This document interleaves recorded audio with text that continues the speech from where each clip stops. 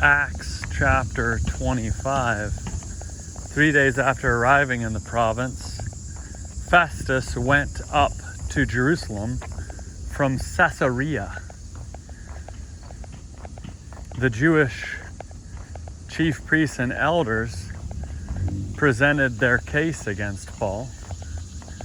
Appealing to him, they asked as a favor from Festus that he summon Paul to Jerusalem. They were planning to ambush and kill him along the way. But Felix responded by keeping Paul in Caesarea, since he was going to return there very soon himself. Some of your leaders can come down with me, he said. If he's done anything wrong, they can bring charges against him.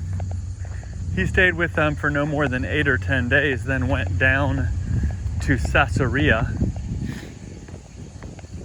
The next day, he took his seat in the court and ordered that Paul be brought in. When he arrived, many Jews who had come down from Jerusalem surrounded him.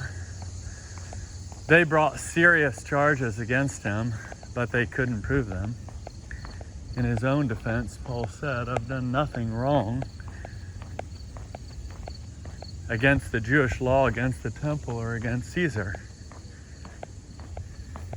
Festus, wanting to put the Jews in his debt, asked Paul, "Are you willing to go up to Jerusalem to stand trial before me there concerning these things?" Paul replied, "I'm standing before Caesar's court. I ought to be tried here. If I've done anything wrong, I've done nothing wrong to the Jews, as you well know. If I'm guilty and have done something that deserves death, then I won't try to avoid death. But if there's nothing to their accusations against me, no one has the authority to hand me over to them. I appeal to Caesar." After Festus conferred with his advisors, he said, "You have appealed to Caesar. To Caesar you will go." After several days had passed, King Agrippa and Bernice arrived in Caesarea to welcome Festus. Since they were staying there for many days, Festus discussed the case against Paul with the king. He said, "There is a man whom Felix left in prison. When I was in Jerusalem, the Jewish chief priests and elders presented their case against him and brought charges against him and requested a guilty verdict in his case. I told them it is contrary to Roman practice to hand someone over before they have faced their accusers and had opportunity to offer defense against the charges. When they came here, I didn't put them off. The very next day, I took my seat in the court and ordered that the man be brought in. When the accusers took the floor, they didn't charge him with any of the crimes that I had expected.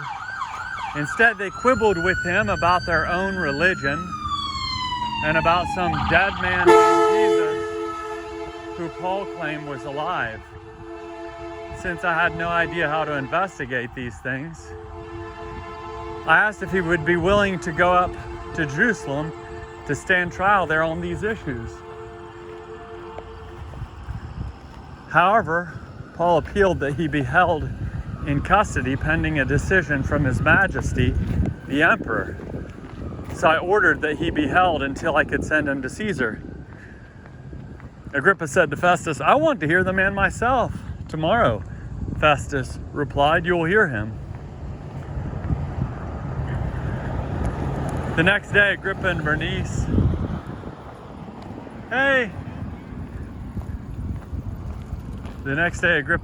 came with great fanfare. They entered the auditorium with the military commanders and the city's most prominent men.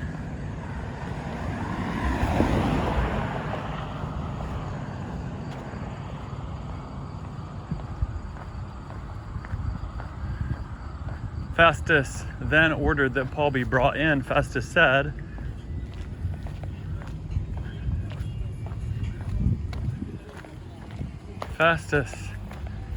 ordered that the man be brought in. Festus said, King Agrippa and everyone present with us, you see this man. The entire Jewish community, both here and in Jerusalem, has appealed to me concerning him. They've been calling for his immediate death. I found that he's done nothing deserving of death. When he appealed to his majesty, I decided to send him to Rome. I have nothing definite to write to our Lord Emperor. Therefore, I brought him before all of you, and especially before you, King Agrippa, so that after this investigation, I might have something definite to write. After all, it would be foolish to send a prisoner without specifying the charges against him.